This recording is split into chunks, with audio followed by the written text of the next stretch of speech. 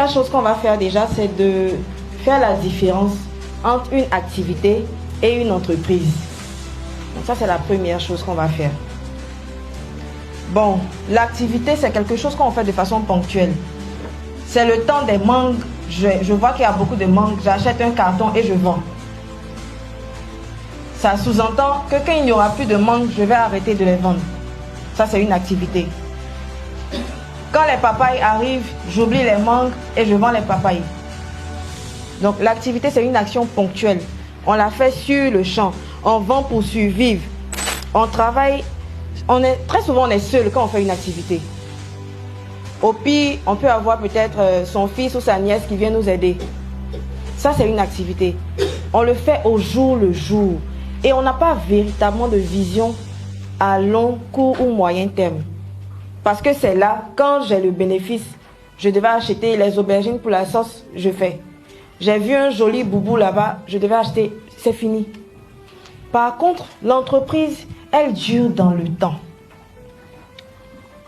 Donc, vous voyez déjà la différence. L'activité, elle est assez ponctuelle, alors que l'entreprise, elle dure dans le temps.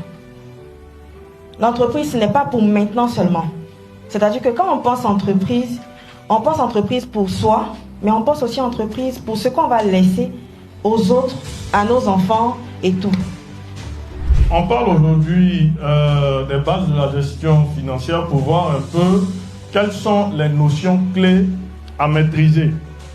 Bien évidemment, on vous a fourni des petits livrets, voilà, pour que vous puissiez vous retrouver par la suite. Voilà. Mais généralement, moi, je privilégie des formations qui sont vivantes, qui sont interactives. Qu'est-ce qu'on a voulu dire parlant des bases de la gestion financière? Il faut que dans la façon dont on gère les activités, on arrive à faire la différence entre ce qui est le bénéfice de l'activité et ce qui est le revenu que je tire de l'activité. Généralement, quand il y a des problèmes de gestion, soit dans une activité ou dans une entreprise, c'est parce qu'on n'arrive pas à faire la différence claire entre les comptes. Dans les grandes sociétés, on demande aux sociétés, quand elles font un gros chiffre d'affaires, de faire ce qu'on appelle une incorporation de réserve. C'est-à-dire l'argent que vous avez gagné là pour la propre société, vous mettez à côté. Donc c'est ça un des principes de la gestion. C'est la prévision. Vous devez savoir que dans toute chose, il y a des règles. Quand vous voulez faire quelque chose dans la vie, il y a des règles. C'est comme ça aussi pour les affaires. Donc, lorsque vous allez vouloir faire des affaires, vous serez soumise à des règles. Ces règles-là, en Côte d'Ivoire, on les appelle communément le droit OHADA. C'est ce droit-là qui va régir toutes vos activités que vous allez réaliser en tant qu'entrepreneur. Donc, lorsqu'on commence les activités, nous, on est beaucoup consultés. Quand on vient vers nous, Ahmed, je veux faire une société, comment m'y prendre? Le plus souvent, on conseille aux personnes ou on vous conseille à vous les dames de choisir la société à responsabilité limitée, qu'on appelle souvent SARL. Il y a d'autres formes, hein. Il y a les SAS, société par action simplifiée, il y a les coopératives, mais ça va dépendre de ce que vous venez faire comme activité. Vous ne pouvez pas être en train de faire des activités agricoles en groupe et on va vous dire de faire une SARL. Là, on va vous renvoyer sur des coopératives. Mais si vous venez faire des prestations de services, de la vente, de l'import-export, on va vous dire de venir faire une SARL pour commencer. Je suis principalement là ce matin pour vous entretenir sur les mécanismes que l'État a mis en place pour accompagner les entrepreneurs, principalement les femmes. Parmi ces mécanismes, il y a la création de la société de garantie, dont la mission est de garantir les crédits que les banques et établissements de crédit, microfinance accordent aux PME. Alors, tout d'abord, la société de garantie a pour mission d'être un acteur principal dans la vie des entreprises. Nous mettons un accent sur les femmes qui, depuis longtemps, sont restées en marge de tout ce qui est financement, inclusion financière. Alors pour ce faire, nous avons créé un produit à 2 volets dénommé garantie individuelle. Déjà, nous avons signé avec 5 établissements.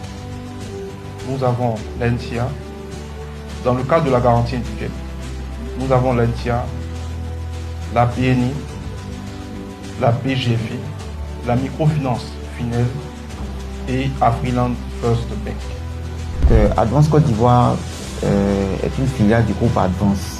Le groupe Advance est né en 2005 et a plusieurs filiales à travers l'Afrique. Et en Côte d'Ivoire, nous sommes là depuis 2012. Et Advance, quels sont les services qu'on propose? Bien évidemment, il y a le crédit. Je pense que c'est ce qui va nous tenir en haleine tout à l'heure. Il y a l'épargne, il y a le produit d'assurance. Donc, notre cible, ce sont les micro, petites et moyennes entreprises. Voilà, donc les particuliers aussi ont la possibilité d'avoir accès à certains produits et services financiers que nous mettons. Généralement, notre cible, c'est des personnes qui n'ont pas forcément accès aux services bancaires classiques. Voilà, donc voici un peu résumé l'offre de Advance. Maintenant, je pense qu'aujourd'hui, ce qui nous réunit, c'est de voir comment est-ce que les dames qui sont présentes ici, certainement entrepreneurs, comment elles peuvent avoir accès au crédit chez nous. C'est bien ça. Hein?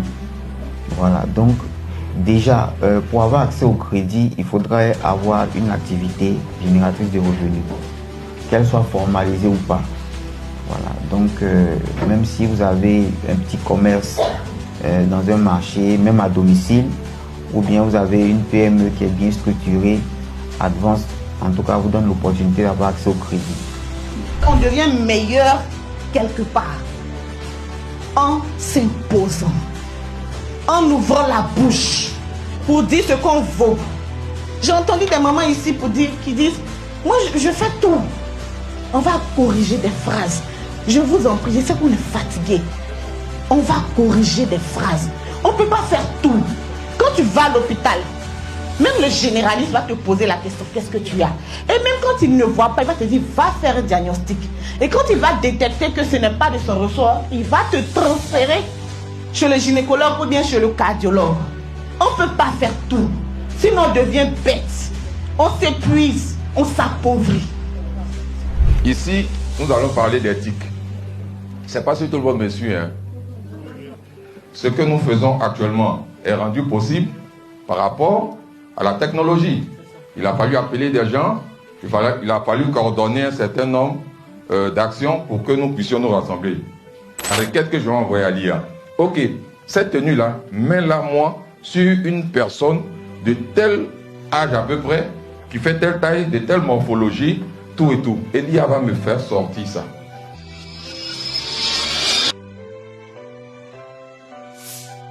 CEMAF Clarisse Marcel Femmes et Entreprises, c'est un programme qui est destiné aux femmes entrepreneurs, un programme pour leur permettre de s'initier à la gestion, mais bien avant à la structuration de l'entreprise, puis à la gestion de l'entreprise, de sorte à ce qu'elles puissent avoir un certain nombre de rudiments sur la gestion concrète et complète de l'entreprise, pour par la suite aller vers des formations plus approfondies, pour aller vers la performance de leurs entreprises.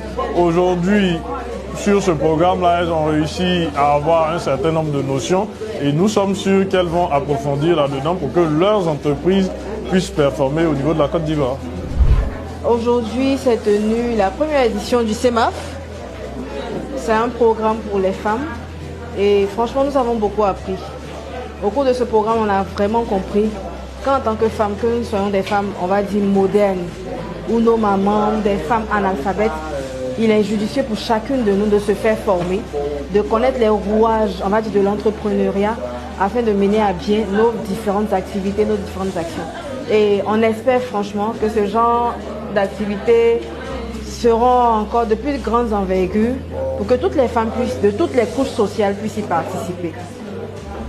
Ce que je voudrais vraiment dire, ça a été pour moi une grâce. Il faut dire que c'est un développement personnel par rapport à ce que je suis venu voir ici. Et Il faut aujourd'hui que les femmes soient autonomes. Alors, pour être autonome, il faut vraiment se former. Et je pense que je me suis bien formée et j'ai appris beaucoup. Et ça m'a développé beaucoup de choses. Donc désormais, je pourrais lancer cet appel à toutes les femmes de ne vraiment pas prendre la chose autrement, mais de venir parce que ça nous apporte à savoir ce que nous voulons. À toutes les femmes, partout où elles sont, même les femmes qui sont vraiment dans les vivriers, un peu partout, elles peuvent venir pour la formation. J'ai assisté à cette formation, vraiment ça m'a fait beaucoup du bien.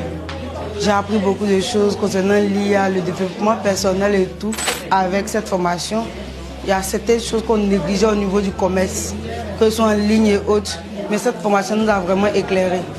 Éclairer certaines choses, comment dépenser, comment entreprendre. Et puis avec la présence des banques qui étaient là, qui ont donné un peu comment ils se développent, comment on peut aller vers eux pour prendre des prêts, comme le pourcentage, tout ça, au niveau des femmes, le pourcentage, comment ils nous attendent, vraiment, ça m'a enrichi, ça m'a fait beaucoup du bien. Et je pense que pour la prochaine édition, j'y serai et amener d'autres jeunes filles pour pouvoir participer.